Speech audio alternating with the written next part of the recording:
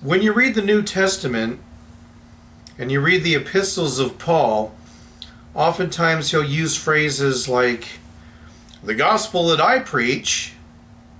Now, when I was a little kid, I thought that the gospel and the scripture, I thought that just meant anything in the Bible, anything at all, whether it was like Moses or Paul or Jesus, it's all the same thing, right?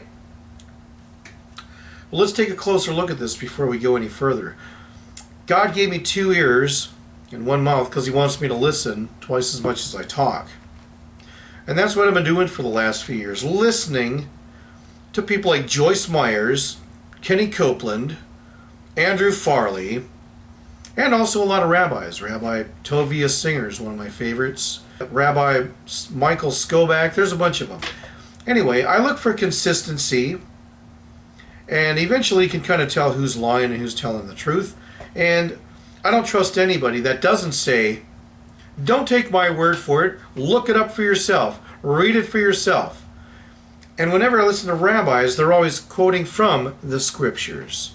And they're giving specific examples from what's in the Bible because that is their rock, their foundation. What is the difference between scripture and the word gospel, you ask? Scripture is when God talks to a prophet, gives a message to a prophet for that generation or for a future generation. That's what scripture is. God talking to prophets and prophets conveying a message. Okay? The New Testament, God's not talking to any prophets and conveying messages. There's stories. There's 4 different stories. All contradictory, of course, but it's the message that matters. And they'll say, don't read it for yourself. Listen to some guy in a suit and a tie on stage taking little, quotes from the Bible, little verses here and there, and telling you what it means. And like Andrew Farley, and he says, just forget about the Torah.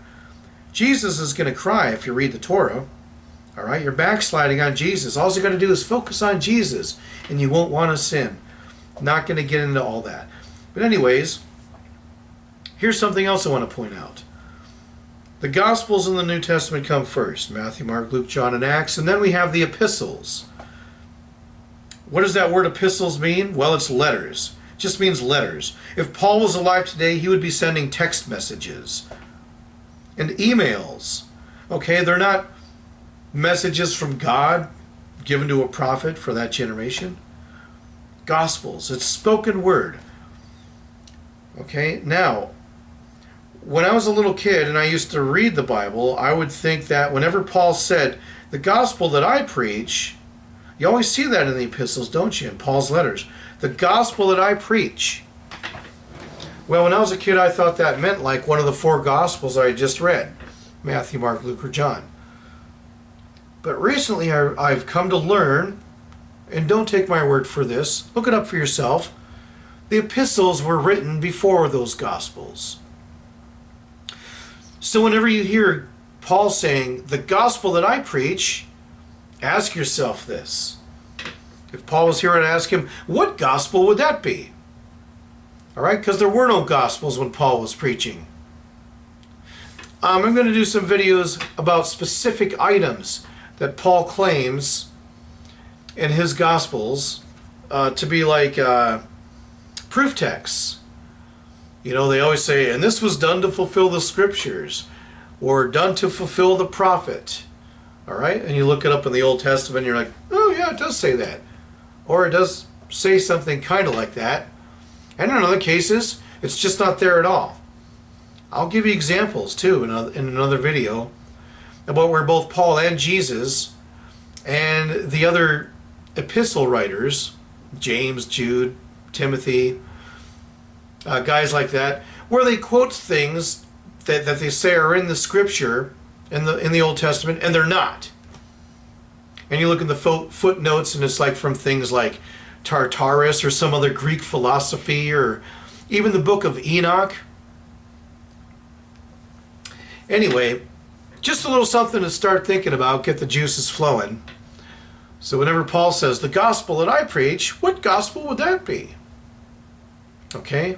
Scripture is something that's written. It's in the book. We can reference it. Gospel is kind of like, oh, well, I just got a message from God, kind of like the Mormon church or something. Oh, well, this prophet's dead. Don't listen to him. Listen to the New Living Prophet. Forget about Moses. Why do they say forget about Moses? Because Moses says, don't forget about Moses. Moses says if somebody comes to you and preaches something different than what I have told you, they're false prophets. That's why they don't want you to read the Old Testament, because they're going to point out all the wolves in sheep's clothing. Have a nice day. And watch your beard around scissors.